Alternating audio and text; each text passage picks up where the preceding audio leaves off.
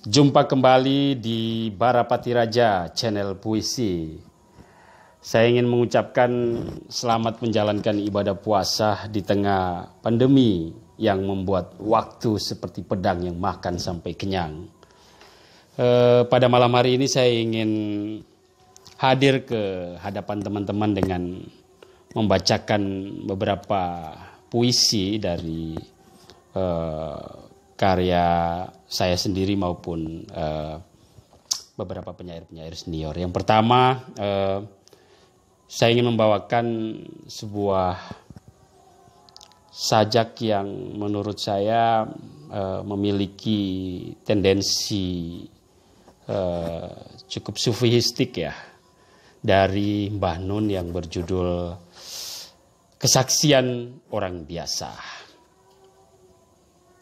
Puisi ini cukup panjang dan saya kira ini merupakan satu refleksi tentang realitas sosial politik yang kemudian dibungkus dengan satu perspektif mengenai zuhud atau mengenai ketidakterikatan manusia dengan alam benda. Izinkan saya membacakan puisi yang ditulis oleh Cak Nun. Kesaksian biasa. Kesaksian biasa dari orang biasa yang biasanya tidak terbiasa untuk memberi kesaksian, tapi pada malam hari ini sebagai orang biasa mulai membiasakan diri untuk memberi kesaksian biasa. Kesaksianku tentang dunia hanya bisa sangat sederhana, karena jenis dan standar kebahagiaanku memang sangat biasa-biasa saja. Kaki hidupku tidak akan pernah meloncat menggapai langit. Di dunia ini tidak ada yang aku kejar sampai lari terbirit-birit. Tinjuku tidak akan kuacungkan ke angkasa, sebab tidak ada satu unsur apapun dalam kehidupan ini yang membuat aku kagum dan terpana. Kekuatanku tidak akan menyentuh siapa-siapa, karena aku tidak tertarik pada kemenangan atas manusia. Ku belanjakan tenagaku hanya sedikit saja, sebab atas segala yang lemah hatiku tidak berdaya. Kalaupun pikiranku mengembara sampai ke ruang-ruang hampa, hatiku ini sudah selesai, dan kepada dunia, kepada kalian aku tidak meminta apa-apa. Tidak ada sekilas pun padaku mimpi untuk menaklukkan dunia ini, karena dunia ini sangat murah harganya dan sangat menjijikan, sehingga hanya beberapa tetes keringat saja dari badanku yang aku relakan untuknya. Tidak ada sedikit pun minatku terhadap kehebatan diriku, karena jenis kelemahanku adalah kebiasaan untuk menertawakan diriku sendiri. Jikalau ada orang-orang menempuh jalan sesat sehingga mereka memuji-mujiku, menjunjung-junjungku, maka volume kepalaku tidak akan menjadi lebih besar dan aku masih tetap juga bisa mengantuk. Kemudian jika orang-orang itu menemukan jalan yang benar sehingga mereka tahu bahwa mereka harus menginjak-injakku, maka aku ingin katakan kepada kalian bahwa tidak ada helai-helai buluku yang tergerak oleh itu. Dan aku masih tetap juga bisa mengantuk. Kebesaran dan kemegahan amat sangat aku remehkan dan tidak akan pernah aku kenakan sebagai pakaian. Apabila dunia menyangka bahwa aku mencintainya dan dia berpikir aku akan mengawininya, tentu karena dia berpikir. Dia tidak tahu bahwa sesungguhnya aku sudah mentalaknya diam-diam jauh sebelum pernah aku mencintainya. Aku tidak akan mengejar apa yang kau kejar. Aku tidak akan memburu apa yang kau buru. Aku tidak akan bersaing dengan siapapun untuk memperebutkan dunia. Ambillah, telanlah. Tapi jikalau ada orang-orang datang kepadaku sambil memamerkan kegagahannya, jikalau ada orang-orang datang kepadaku sambil mengetukkan sepatu kekuasaannya, aku katakan kepadamu, aku sihir kalian jadi katak.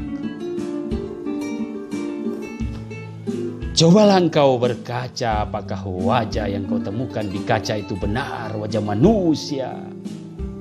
Sebab di sekeliling kita yang lebih rajin muncul adalah tanda-tanda kehewanan, indikator kebinatangan, politik, keserakahan, mobilisasi, pelampiasan, ekonomi, keborosan, globalisasi, keruntuhan nilai-nilai batin. Seluruh permukaan bumi sedang dirancang menjadi hamparan lapangan golf, di mana para juragan-juragan global dengan stik-stik mewah sedang membidik bola-bola golf yang terbuat dari kepala-kepala rakyat. Dan jikalau engkau bertanya tentang aku, dengarlah pertanyaanmu itu akan aku jawab dengan sebuah kebanggaan. Aku adalah setan. Aku adalah setan yang riwayatku ditulis sendiri oleh Tuhan dalam kitab sucinya. Puncak sikapku sebagai setan adalah ikrar suci bahwa sesungguhnya aku takut pada Tuhan. Apakah manusia takut pada Tuhan? Apakah bagi manusia Tuhan cukup penting? Tuhan tergeletak di belakang tumit setiap orang. Cobalah engkau lihat tetangga-tetanggamu, pemimpin-pemimpin. Bagi mereka Tuhan tidak ada, tidak apa-apa. Asalkan mereka terus-menerus mendapatkan jabatan.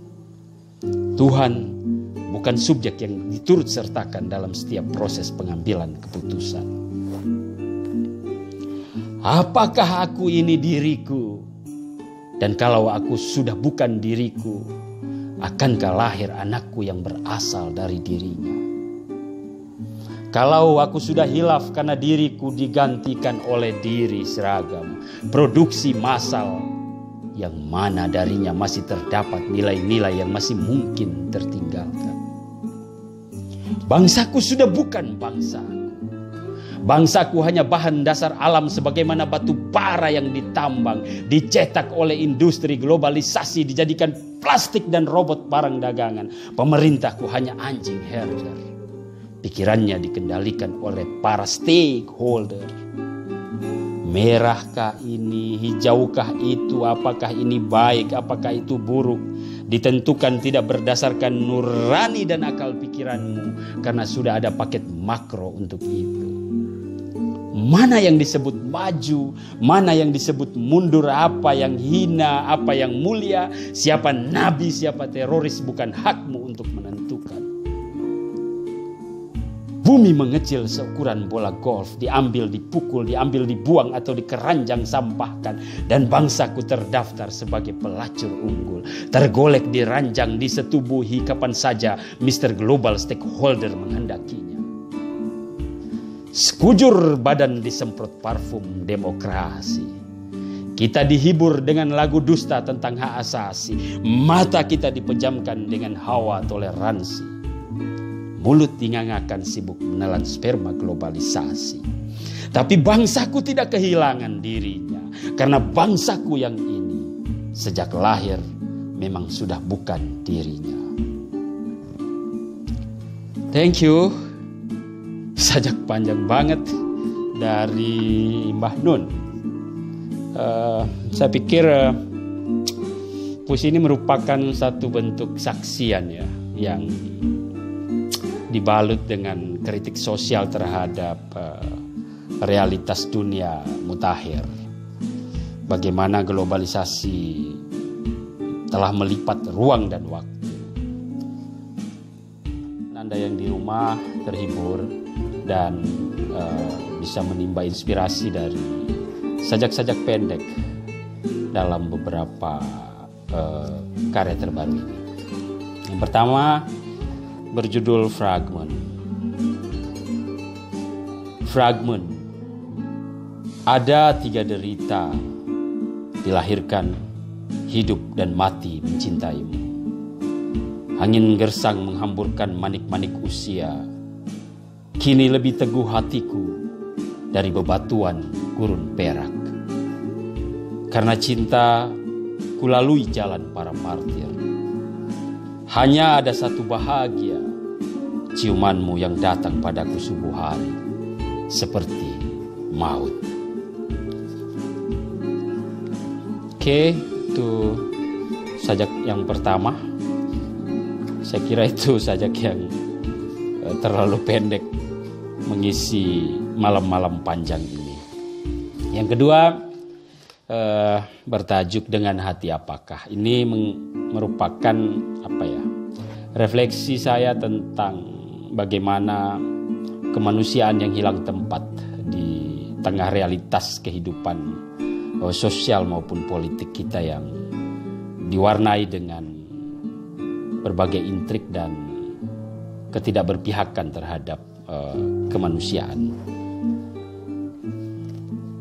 Dengan hati apakah aku mencintaimu di sebuah negeri yang mengikat kebencian di lidahnya, menebar api dari kabar burung di sebuah negeri yang gemar mencangkok poster agama sambil melucuti Tuhan di tiang iman. Menggigil kulindungi rumah jiwamu dari perang dingin urat saraf sesama saudara, dari kepungan angin kepentingan kuasa modal iklan kapital yang senantiasa menghembuskan suara mayor dan minor. Belati hatiku menulis puisi ini untukmu, tentang sebuah negeri yang alpa pada cinta dan kasih sayang. Oke, thank you guys. Sampai jumpa kembali di malam puisi selanjutnya bersama saya, Bara Patira.